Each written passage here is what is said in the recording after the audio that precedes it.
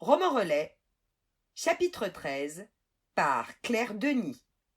Depuis sa cellule de dégrisement puante de relents fétides et, alors qu'il n'est même pas bourré, Diego, derrière sa fenêtre, se disait que vraiment il avait de la chance dans son malheur.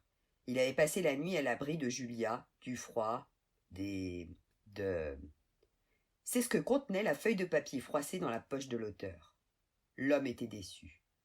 Après avoir fouillé méticuleusement JP, il n'avait rien trouvé d'autre. Et JP ne pourrait rien lui apprendre de plus.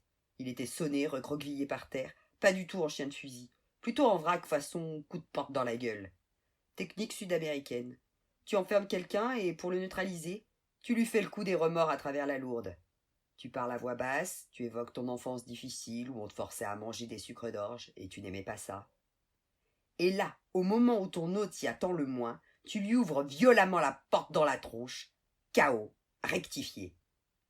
Dans la pénombre, l'homme à la chemise chelou remplie d'oiseaux moches s'assit sur le lit où ne dormait personne, et où aucun patriarche chevrotant ne décédait. Il fallait faire vite, réfléchir. Comment faire maintenant? Il avait l'auteur à succès à sa merci, mais il n'avait pas encore trouvé de solution pour la suite de son plan. En fait, il n'en avait pas de plan. Il n'avait jamais su s'organiser. Sur ses rares bulletins scolaires, c'était d'ailleurs ce qui revenait tout le temps. Manque de réflexion. Trop impulsif. Ne réfléchis pas avant d'agir. Un léger crissement le sortit de ses pensées. JP se décroquevillait doucement en couinant un peu.